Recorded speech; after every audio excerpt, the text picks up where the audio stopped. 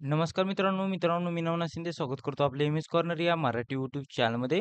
तर शेतकरी मित्रांनो, तुमच्यासाठी आनंदाची बातमी आहे. ती आनंदाची बातमी म्हणजे जर मागच्या वेळेस पण व्हिडिओ टाकलेला आहे.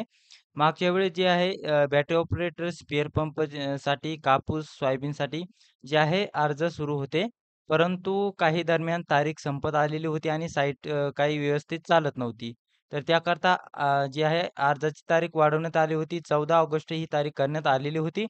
परंतु आता 14 ऑगस्ट होईपर्यंत पण साईट बरोबर चालत नव्हती. तर त्याकरता काय झालंय, अजून पण शेतकरी मित्रांसाठी अ, अ, या योजनेचा लाभ घेण्यासाठी त्यांच्याकरता जी आहे मुदतवाढ करण्यात आलेली आहे आणि आता तीच मुदतवाढ किती करण्यात आलेली आहे आपण इथं लाईव्ह बघणार आहोत.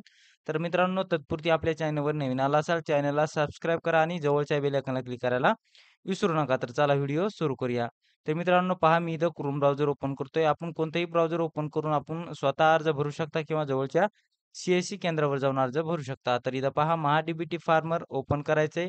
Applicant log in here government यावर आपल्याला क्लिक करायचं आहे. पहा द सर्व्हिस इज अनअवेलेबल जर असं येत असेल तर आपल्याला इथं रिफ्रेश मारायचंय.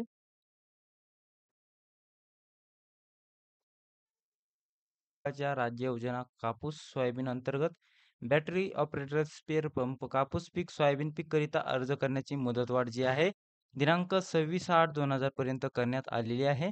त्याकरता तुम्हाला लवकरात लवकर अर्ज भरून घ्यायचे आहे. दिवसाला ही साईट चालत नाहीये. कधी-कधी चालते परंतु मित्रांनो तुम्हाला जर अर्ज करायचे असतील तर तुम्हाला वापरकर्ता आयडी माहीत असेल तर अतिशय महत्त्वाचं म्हणजे चांगलं आहे कारण वापरकर्ता आयडीवरून लॉगिन होतंय आणि आधार क्रमांकावरून लॉगिन लवकरात लवकर होत नाही. तुम्हाला जर अर्ज करायचा असेल, वापरकर्ता आयडी माहीत नसेल, तर तुम्ही इथं संध्याकाळी किंवा रात्रीच्या वेळी अर्ज करू शकता आणि रात्रीच्या वेळी अतिशय चांगल्या प्रकारे साईट चालत आहे.